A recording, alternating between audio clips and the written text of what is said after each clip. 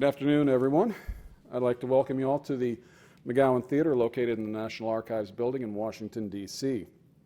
I'm Doug Swanson, Visitor Services Manager, and also the producer for the Noontime Lecture Series. Before we get to today's program, I'd just like to remind you of a couple other programs we've got coming your way. I hope you'll join us on Tuesday, September 23rd for a special film program. At 7 p.m., we'll present a special film screening of Charles Guggenheim's Academy Award-nominated documentary, D-Day Remembered. Craig L. Simmons, author of Neptune, the Allied Invasion of Europe, and the D-Day Landings, will introduce the screening, and will also be signing copies of his book afterward. On Thursday, September 25th at 7 p.m., we'll be screening the film Breath of Freedom, which tells the story of the 1 million plus African Americans who fought in World War II. The screening is presented in partnership with Smithsonian Channel and the Congressional Black Caucus. To find out more about our public programs and our exhibits, please take one of our monthly calendars, which you'll find in the racks in the theater lobby, or you can visit our website at www.archives.gov/calendar. Yesterday was the 227th birthday of the U.S. Constitution. In keeping with that theme, our topic for today is America's Forgotten Constitutions, Defiant Visions of Power and Community by Robert Tsai. Robert is professor of law at American University, Washington College of Law. He is a prize-winning essayist on constitutional law and history. He earned a BA in political science and history from the University of California, Los Angeles, where he received the Carey McWilliams Prize for his historical writings, and a JD from Yale Law School before entering the academy. He clerked for federal judges in New York and Boston and practiced law in the public interest. He is the author of 2 books, Eloquence and Reason, Creating a First Amendment Culture, which deals with the development of a legal culture that values speech, resistance, and religion, as well as America's Forgotten Constitutions.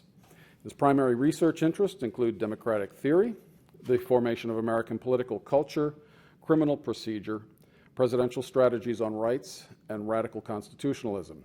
His work has appeared in the Yale Law Journal, Michigan Law Review, Georgetown Law Journal, Boston University Law Review, and he's also been interviewed by the New York Times, the Boston Globe, and CNN. Please join me in welcoming Robert Tsai to the National Archives.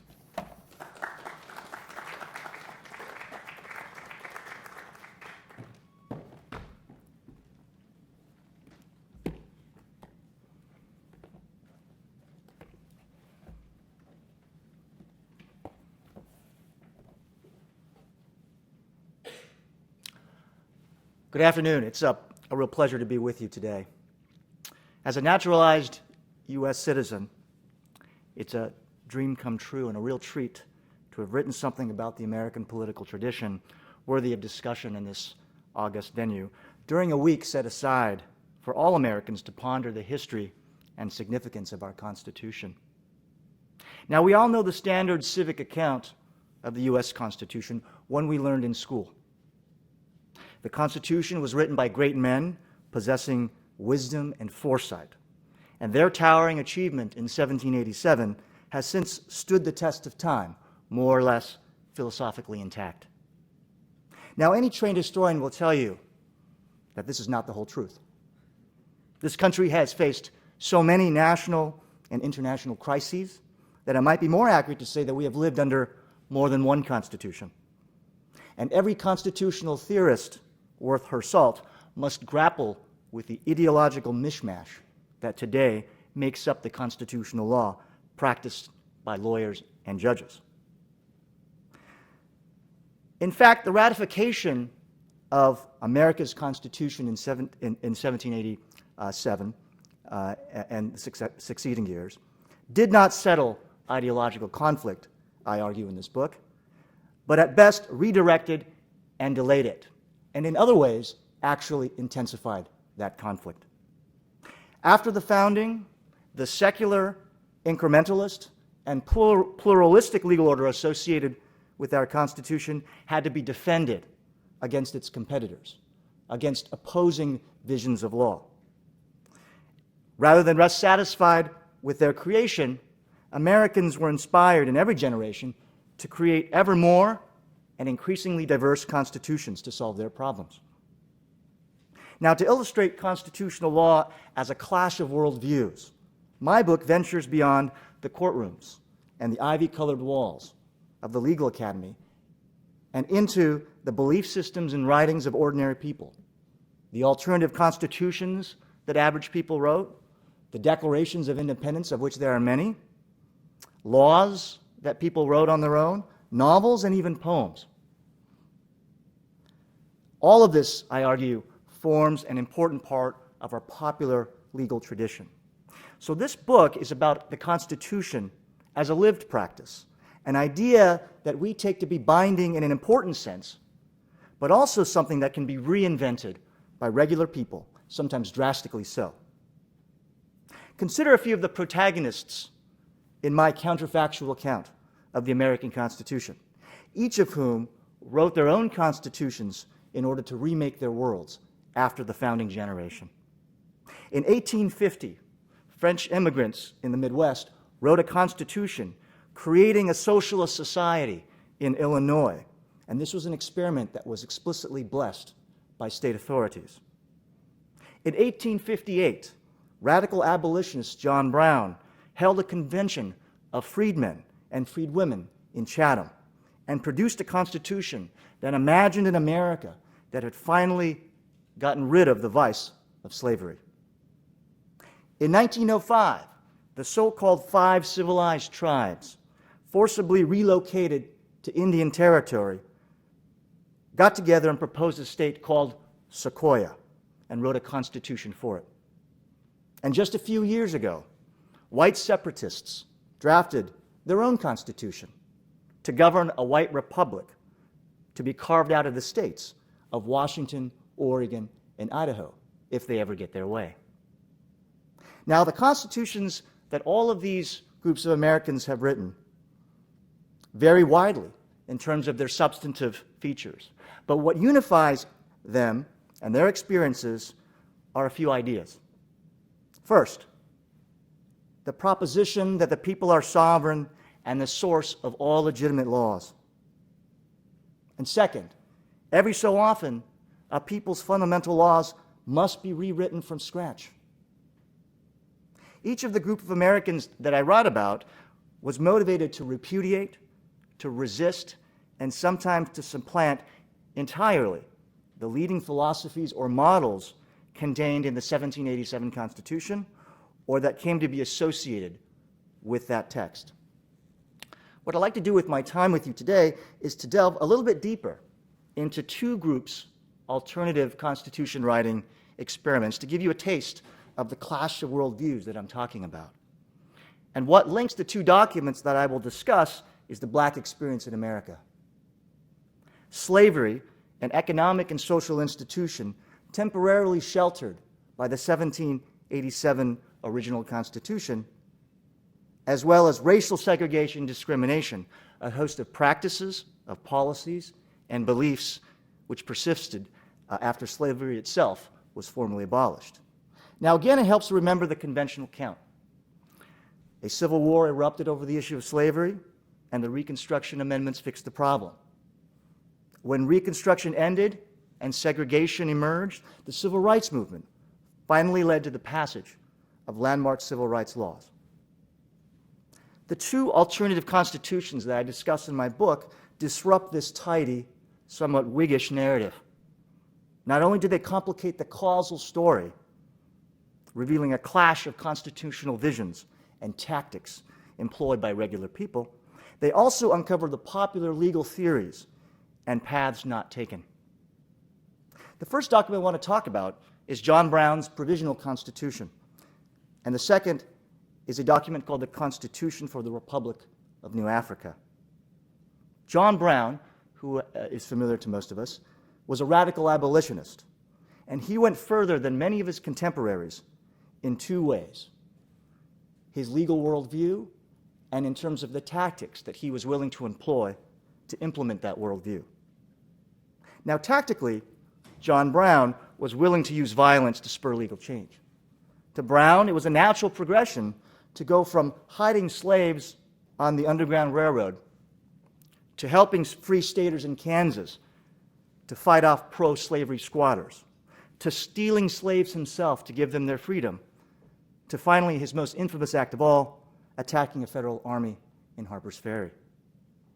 Self-defense was the legal principle that Brown most often cited for his use of force, on the ground that slavery was little more than institutionalized assault, battery, and kidnapping, and that resisting such measures entailed the exercise of a natural right. Moreover, raised in Calvinism, Brown saw the 1787 Constitution, that original document, and the action of authorities as legitimate only insofar as they complied with Christian ethics. Thus, the targeted use of force against slaveholders and their friends simply entailed the people enforcing higher law. Now, this tactical orientation obviously went well beyond what the 1787 Constitution laid out for amendments to be made and what mainstream Americans preferred in terms of orderly legal change. It also frightened many abolitionists, including Frederick Douglass, who Brown hoped would join him in the Harper's Ferry raid. But Brown's revolutionary position had antecedents, historical ones, theoretical ones, which, while disruptive, enjoyed support among some Americans then and now. In fact, slaveholders, who were drawn from more elite sectors than John Brown, would later invoke these same principles, popular sovereignty and written constitutionalism, along with the right to self-defense, when they seceded from the Union and employed military force to defend a constitution of their own. What about the substance of John Brown's Constitution? That provisional Constitution fused this aspect of America's religious heritage to its secular revolutionary tradition.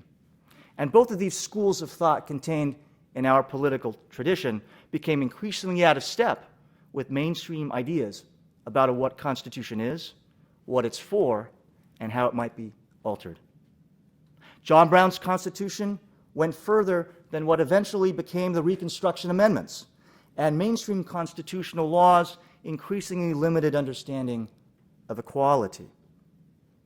That document contained a robust ethical view of a society purged completely of slavery and forms of domination.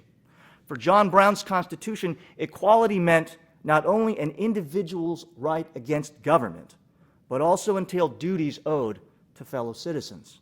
Every citizen, black or white, rich or poor, had a duty to work or face punishment. The country's leaders had to exhibit a high moral character. Religion and family were explicitly made national priorities, another departure from our own 1787 Constitution.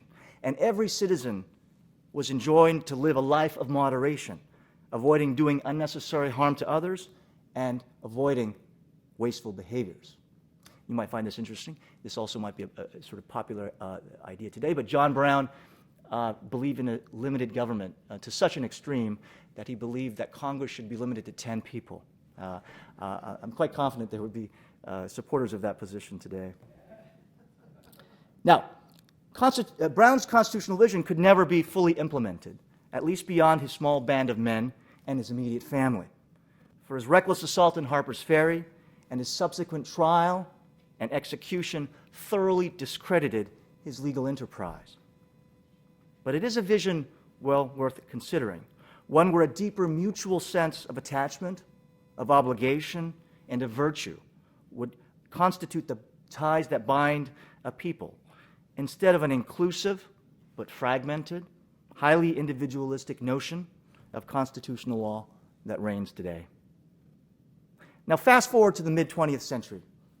Slavery had been abolished 100 years before, but American society was still marked by racial domination and unequal opportunity. By 1968, the consensus that had spurred the passage of the Civil Rights Act of 1964 and the Voting Rights Act of 1965 had broken down. Urban riots broke out, and liberals once again abandoned any more lasting plans for racial justice, declaring victory and calling it a day. For the founders of the Republic of New Africa, the original grievances of slaves and their descendants had never truly been heard. Brown versus Board of Education, which treated attendance at white schools as justice enough, did not come close to remedying generations of deprivation and degradation. The answer for these black nationalists was not to be satisfied with employment and housing laws and voting rights, but instead to demand the right to self-rule in a more direct and effective sense, something that could only be carried out in a republic and a constitution of their own. Two brothers hailing from Philadelphia, Milton and Richard Henry, carried on this project, believing that a black republic would be the true and perfect end goal of Malcolm X's teachings. Milton, the older brother, had been a Tuskegee Airman and had resisted segregation when he encountered it in the armed forces, eventually getting himself kicked out of the Army. Richard, the younger brother, was a journalist, and together they started out by organizing boycotts and protests to end racial segregation within the system. But as they encountered the limits of mainstream liberalism in the 1960s and met the charismatic Malcolm X, and they heard about oppressed people around the world throwing off their chains, their legal views veered toward more radical ideas of popular sovereignty. Malcolm X's assassination spurred his followers to legal action. In the March of 1968, the Henry brothers, who now renamed themselves Gaidi and Imari Obadali, after shedding what they called their slave names, convened a People's Convention in Detroit. There, attendees finished drafting a document that would be later ratified by gatherings of black Americans in cities across the United States. Whereas John Brown had earlier written a constitution on behalf of the enslaved people of America, the descendants of slaves now asserted their own right to self-governance directly. As reparations for slavery, New Africans wanted the Deep South states to be handed over so they could establish a new republic. This country would be ruled by a constitution that they called the Code of Umoja and authentically African institutions. It would be governed by the African people of North America, but the community would also hold itself as a homeland to dispossessed Africans around the world, not unlike Israel. In one sense, the new African Constitution resembled John Brown's in its emphasis on moral revival. New Africans believed that one of the main points of constitutional law was to do just this. They felt that life in urban America had degraded black culture, and that under a new constitution and creed, self-respect, spirituality, and modesty would return to political life. A new constitution would make a new man and a new woman and foster a new civic culture. In another sense, the new African Constitution departed from John Brown's by emphasizing the cultural distinctiveness of black people. New Africans did not reject someone for membership simply because they were not black, but their theory of politics depended on black ideas primarily shared by black citizens. A shared history of oppression gave rise to not only the right to rule, but also the possibility of more humane institutions and practices. Now, John Brown did not believe that the general contours of the original American Constitution were wrong-headed, but instead believed that judges and elected officials had perverted its provisions. Here, the New Africans took a different view. New Africans believed, by contrast, that the Constitution created by the framers emanated from a theory of landed white rule, that Constitution had never gained the consent of black citizens, not even during Reconstruction, and therefore it had to be scratched and scrapped. Many features of the Code of Umoja that they came up with repudiated mainstream constitutional law and standard aspects of criminal procedure that we understand. New Africans abolished the death penalty and the office of the prosecutor. Instead of engaging in mass incarceration, a council of elders would promote the reconciliation of offender and victim. Judges were explicitly authorized to borrow legal decisions and ideas from foreign law and international law. and socialist economic policies would replace the dominant vision of law in the United States that privileged liberty of contract and capitalism. But impatience eventually overtook the new Africans' plans for self-government, just as it had John Brown's Underground Republic.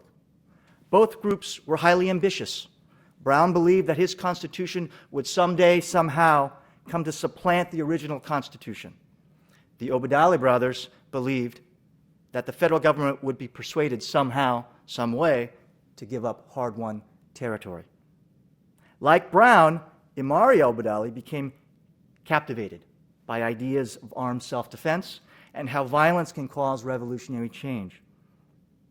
In 1971, shootouts with police led to arrest, trial, and imprisonment for key RNA leaders.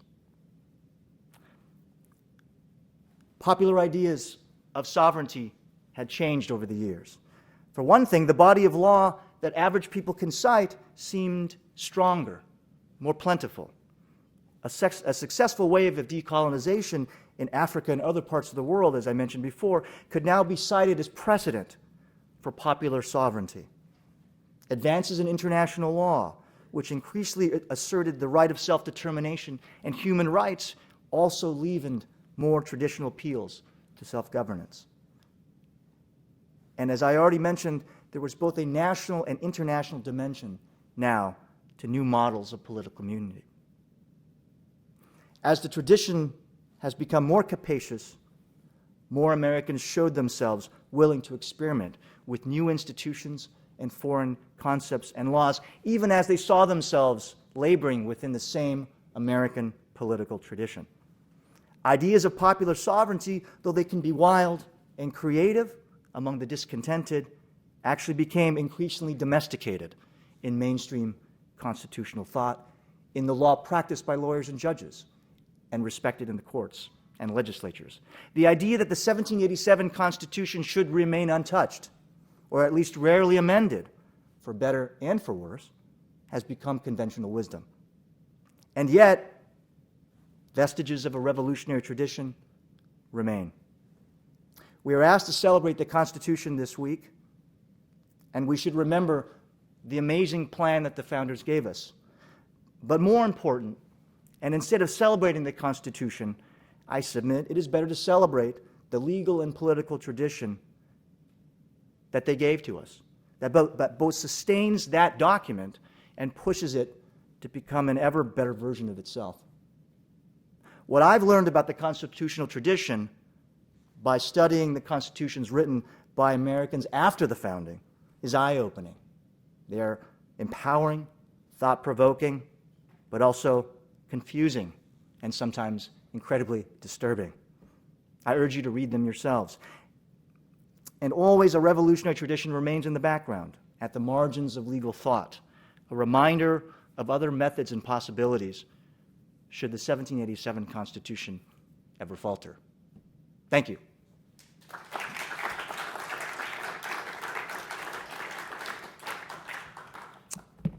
I'm told that we should take some questions for anyone who has them, and questioners can go to either side of the auditorium. Or, I think to be heard and recorded, it's probably best to venture to the mic.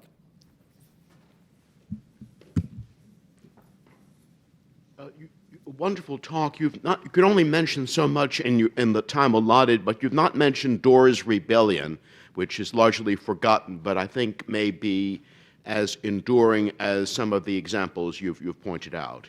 Yeah, I do. That's a great mention and a great, I think, illustration of the idea that constitutions entail a kind of clash of worldviews, and sometimes, as in the Dora Rebellion, a clash of legal texts. And this is a moment when different groups of Americans in the Northeast actually wrote competing constitutions and waved them around as they vied for supremacy.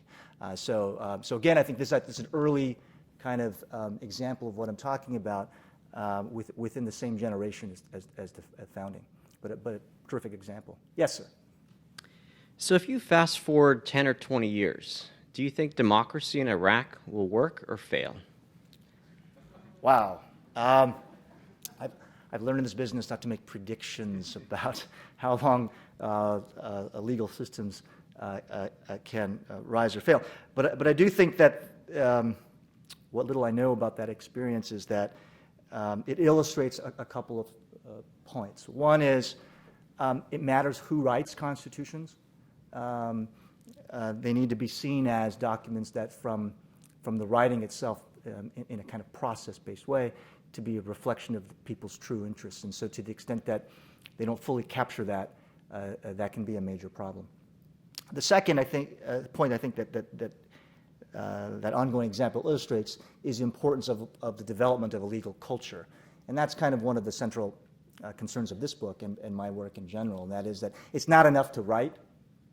That writing becomes a part of a pre-existing political culture, and that document tries to transform it. Right? It tries to push and pull it and give new grammar in people's politics to kind of push the country and their belief system in a particular direction. And so it's really that cultural experiment, right, that will tell us how well the rule of law will survive in a place like Iraq. Thank you. Yes. I direct a national prison reform organization, and I'm always struck, and I think you said people just automatically say that slavery was abolished, and slavery was not totally abolished. As we know, there's an exception clause in the 13th Amendment.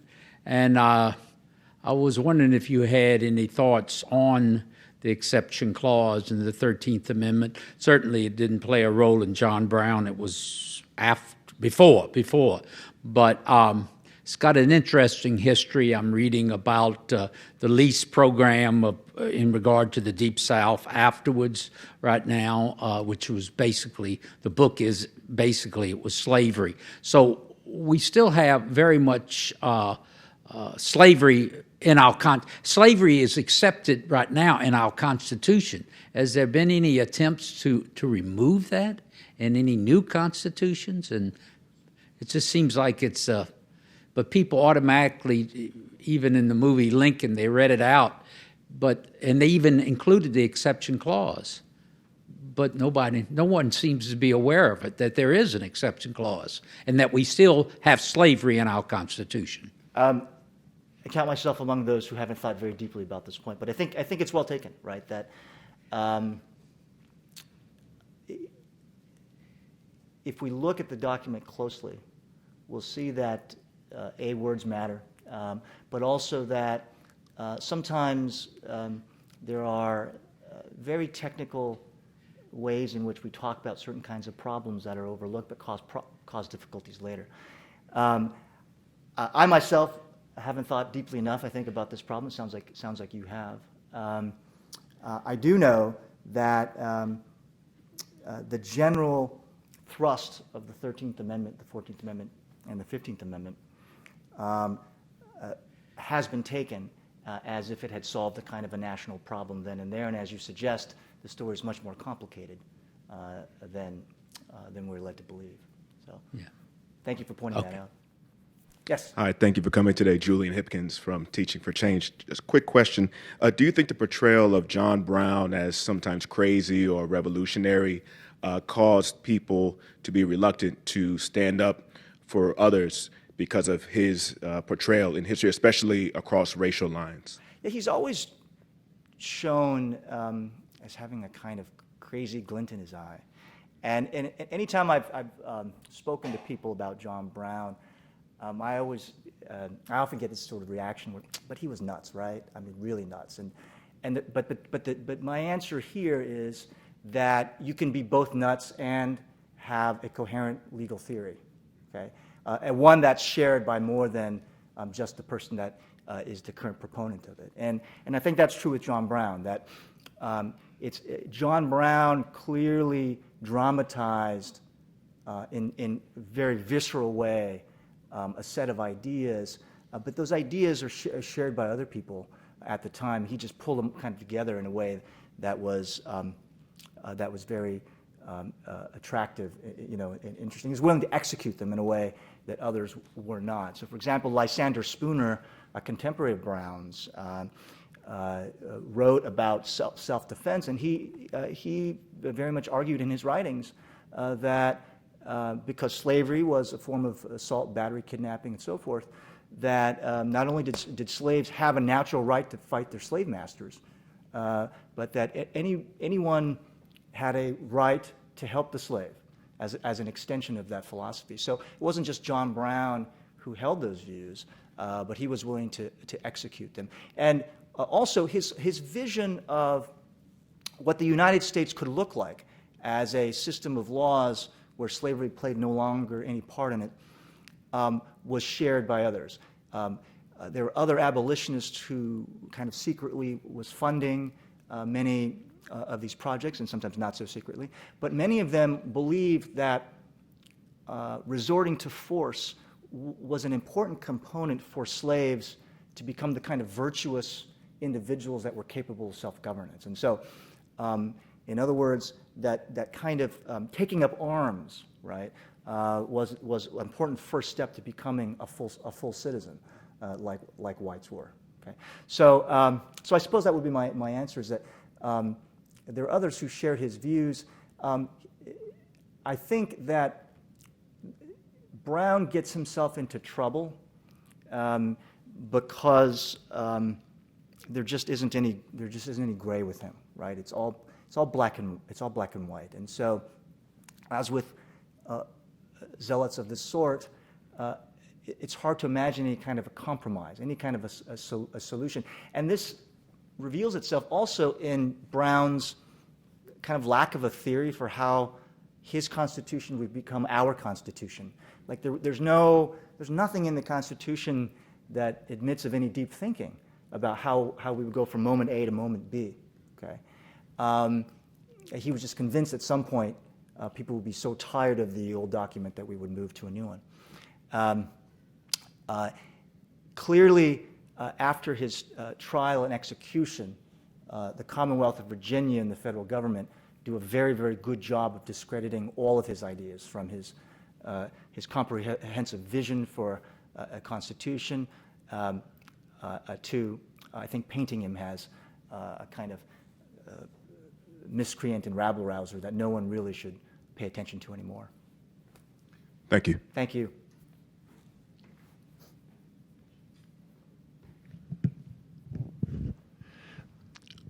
My name is Charles Spencer. I'm a retired political scientist, and I find this very interesting. I thank you. And also apologize if I missed your coverage of this point by coming in late. Would you briefly compare and contrast the Constitution of 1787 with the Constitution written by the Confederate States of America in 1861?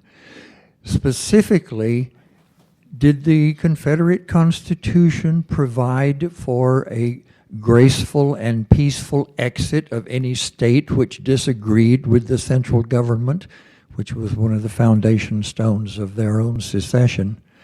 Did it, for example, provide for nullification by the states of any law of the central government, such as taxation or conscription? That the Constitution of 1787 is rather silent on these issues, which was part of the problem. Great question. I do have a chapter on the Confederate Constitution. I think it plays an important part in a kind of counterfactual history of our Constitution. And so I say a lot more about the things you mentioned there. But briefly, if we compare the Confederate Constitution with the 1787 U.S. Constitution, I think what you'll be struck by is how similar it actually looks, right? That the overall impression is that basically took the 1787 Constitution as a template and made a few changes here and there. Now, some of those changes were important, but there weren't as many changes as you might expect. Certainly, there was language. There's language in our Constitution that refers to legislating for the common welfare, and description of legislative powers that is pared back a little bit. I think that these textual changes are overblown because it quickly becomes apparent that the Confederate Congress is going to be every bit as powerful as the American Congress originally was. That is to say, some of the restrictions that are proposed by more radical secessionists do not make it into the Confederate Constitution. So, for example, I talk about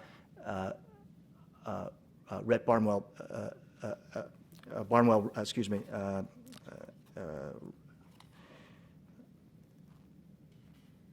I talk about the fire eater by the name of Robert Barnwell Rhett, who hailed from South Carolina quite a bit. And he's sort of a leading fire eater whose ideas and writings really push South Carolina to be the first state to secede from the Union. And for a while, Rhett is very happy, right? Because after all these years of coming up with the theory of nullification, right? How states can and should resist laws that the federal government passes that somehow violate states' rights. Secession was happening. Okay, he'd been asking for this to happen for years. Now, Rhett and other fire eaters wanted the Confederate Constitution to contain stronger states' rights provisions, including, on the topic of nullification, the ability of any particular state, if they were upset enough, to just simply withdraw from the Confederacy. Those proposals were defeated. So, although states' rights rhetoric is a critical component to the theory of secession, it does not make it in its strongest form in the Confederate Constitution. So in that way, history sort of repeats itself, right? That strong language about the importance of the natural right of sovereignty play a role in America's break from England, from the United Kingdom. But the strongest form of popular sovereignty, language talking about it as a natural right, really doesn't appear in that document either.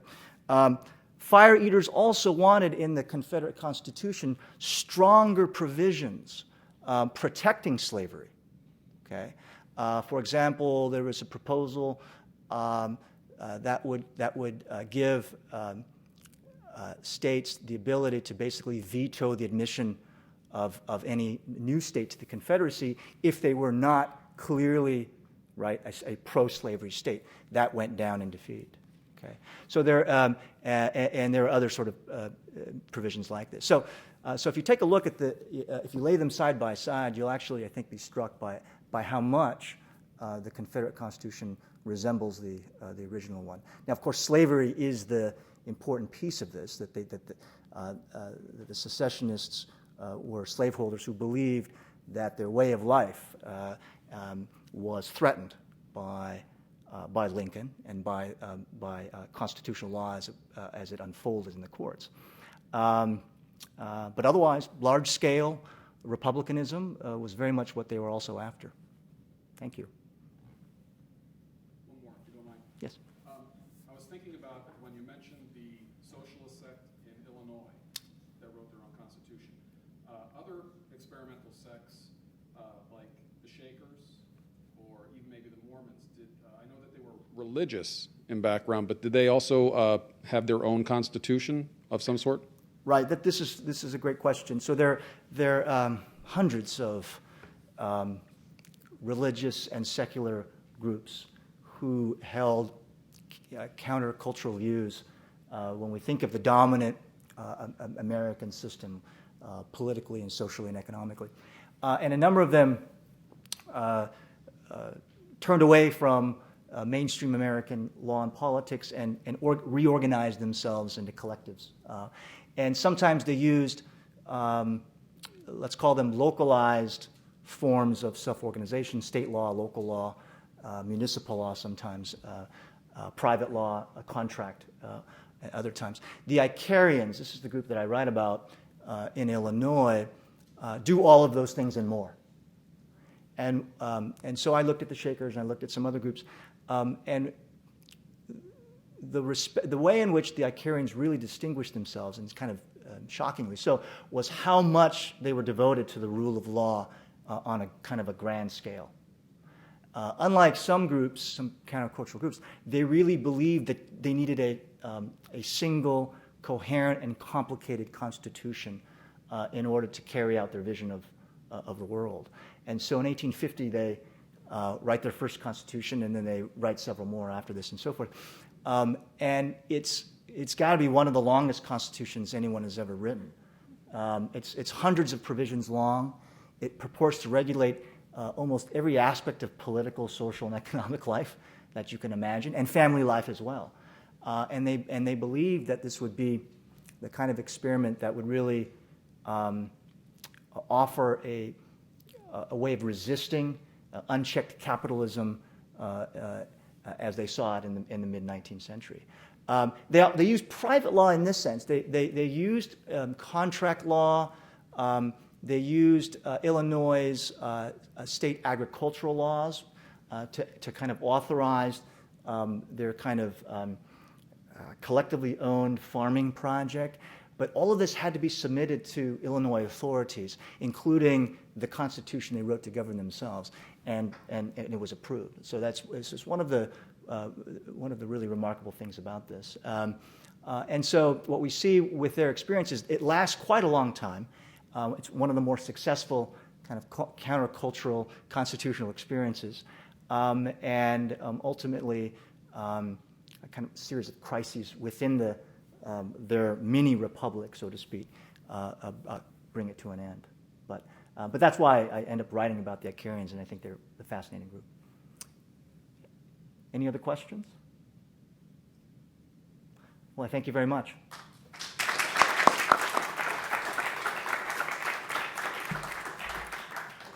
Don't forget, there is a book signing, so we'll meet you one level up at the Archives bookstore in just a couple of minutes.